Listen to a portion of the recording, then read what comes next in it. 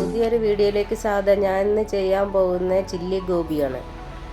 അതിന് കുറച്ച് ഓയിൽ പാത്രത്തിലേക്ക് ഒഴിച്ചിട്ടുണ്ട്. അതിനകത്തേക്ക് പച്ചമുളകും സവോളയും അരിഞ്ഞത് ചേർത്ത് നന്നായിട്ട് വഴറ്റി കൊടുക്കുക. കാലിഫ്ലവർ ചൂടുവെള്ളത്തിലേക്കിട്ട് നല്ലതുപോലെ ക്ലീൻ ചെയ്തതിന് ശേഷം കുറച്ച് മൈദയും ഇഞ്ചി വെളുത്തുള്ളി പേസ്റ്റും കടലമാവും ചേർത്ത് നന്നായിട്ട് പുരട്ടിയതിന് ശേഷം അതൊന്ന് വറുത്തെടുക്കുക. സവോള നന്നായിട്ട് വഴന്നതിന് ശേഷം ക്യാപ്സിക്കം അതിനകത്തേക്ക് ചേർത്ത് കൊടുക്കുക. അതും ഒന്ന് കുറച്ച് നന്നായിട്ട് വഴറ്റിയതിന് ശേഷം ചില്ലി സോസ് ഒഴിച്ചു കൊടുക്കുക.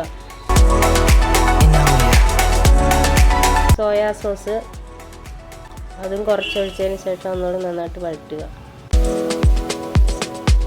അതിലേക്ക് ടൊമാറ്റോ സോസ് ചേർക്കുക.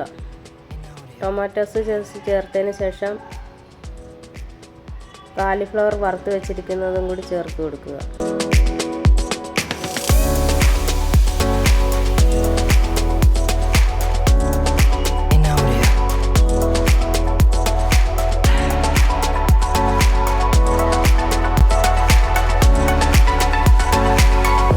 കാലിഫ്ലവർ നന്നായിട്ട് മസാലയെല്ലാം നന്നായിട്ട് അതിലേക്ക് പിടിക്കുന്ന രീതിയിൽ ഒന്ന് വരട്ടി കൊടുക്കുക.